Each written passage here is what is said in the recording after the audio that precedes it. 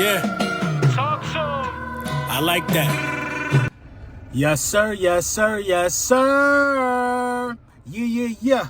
Lil Brunson back at you with the back at you, and I'm the best reporting on the Eagles. Before we get into the meat and potatoes, I gotta let y'all know, thank y'all for always grabbing your merchandise. Big print champs in the building. Hurt season hats, ski masks, Hobby shirts, things of that nature. Make sure you tap in. This is gonna be a quick one, but it's gonna get to the point. It's gonna let you know how dangerous the Philadelphia Eagles actually are and how bright the future are. This list right here. This is my top 5 guys. I ain't even put no research into this. This is off the top of the head.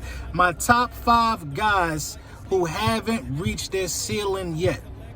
Now, I'm talking about 5 guys who have accolades already, but they're not even at the beginning of how great. They haven't even scratched the surface of how great they could be going forward. And number 5, don't have many accolades in the National Football League yet, but Nakobe Dean.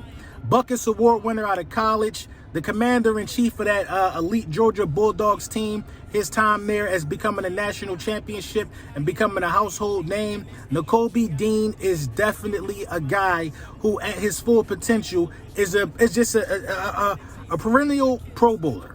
You know what I mean? Nakobe Dean, at the least, will be a Pro Bowl level player in the National Football League. If he's not going to end up an all-time great, he will be a Pro Bowl level player at least. That's the most you can expect out of him. Now, when you think about Nakobe Dean, it's a small sample size of film, but it shows a glimpse into how great he actually could be. So I'm going to go with Nakobe Dean at 5. Number 4, I'm going to go with Jordan Davis. Jordan Davis had more of a sample size than Nakobe Dean, was actually very, very proficient at stopping the run his time on the field. I'm going to go with Jordan Davis at number 4. We know that's a mountain of a man. We know that the size is there. Some conditioning things, probably had to be worked out. Some terminology, understanding of the game. He looks leaner. He looks meaner. He looks ready to go this offseason. So number 4, I'm going to go with Jordan Davis. Number 3, I'm going to go with my guy, Jordan Mailata. Already a Pro Bowler, already one of the best at the position, you know what I'm saying, in the National Football League at that left tackle position, already one of those ones, man. When you talk about Jordan Mailata, you got to talk about him being one of the top guys, and he's not even over 26 years old. You know what I mean? Already a Pro Bowler. He has a lot of years ahead of him of doing great things and covering the blind spot of Jalen Hurts. You know what I mean? So number 3, well-deserving of Jordan Davis. You know what I mean? Top 5 guys who still have not reached their peak, but are very, very good Philadelphia Eagles. Number 2, Devonta Smith. Smitty, man, 1,100 receiving yards, top 5 in receptions. Top 10 in receptions, top 10 in receiving yards, playing alongside a guy like A.J. Brown. And still being able to do that is remarkable. We know he won a Heisman in college. He's already a Pro Bowler, at the NFL level, borderline all-pro-ish type of player at the NFL level. Smitty is well-deserving of being on this list, Didn't even reach his prime. And every year he's getting better to the level of we got to start paying. Listen, a lot of people got Smitty in the top 10 list. Didn't even reach his prime yet.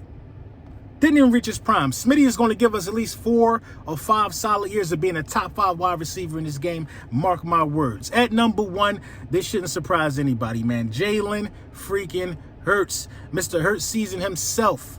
All-Pro MVP runner-up and still has not reached his prime. Didn't even scratch the surface. When you think about what Jalen Hurts did, from the pocket last year, those were the major concerns. All the things he did from the pocket. First in completion percentage, I believe. First in touchdown interception ratio. These stats just came out today. A lot of people want to say that Jalen Hurts still got more to show you. What do you got to show you?